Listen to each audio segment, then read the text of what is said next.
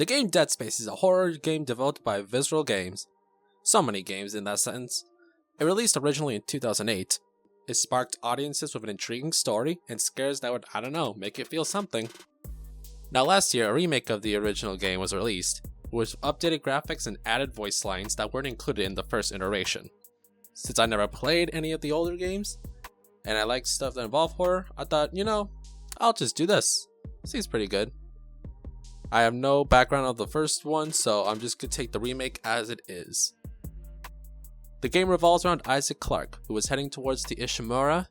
I'm gonna be saying a lot of these names wrong, so bear with me.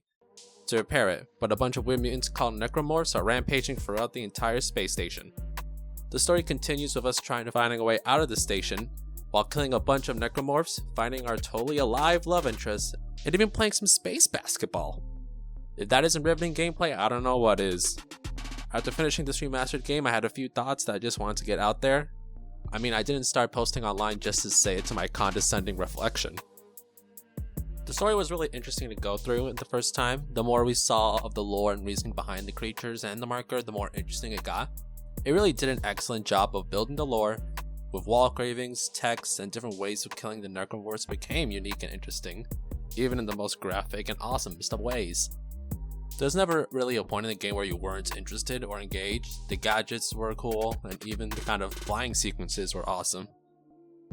There's also an element of persevering the ammo, which could be scary, which is good, because that's what the atmosphere should do. It achieves what it's supposed to do and make it scary. I enjoyed a lot of the horror aspects this game has to offer, and while there were some jump scares that didn't get me, some of the ways people are killed by the mutants are really unique and kinda creepy. Kinda worrying. Of course, the different designs of the creatures only got creepier and creepier, and questioning. As the levels progressed, you could really see the uniqueness they had to get. You'll even have certain camera movements and quick time events that can really immerse you and also catch you off guard. Even the interactions with the rest of the crew added to the immersion. Odd that this wasn't even in the first game. Most of it was silent apparently from what I read. I can safely say that after this game, you will be left feeling a little bit uneasy, but in a good way. I do think this game could have had some tweaks in some areas though. The points with Nicole honestly started to get a little bit obvious in the middle of the second act. It made it so clear that she was going to be dead the entire time. This is very obvious by the way it was clearly stated how Isaac was going to find her before all of this is over.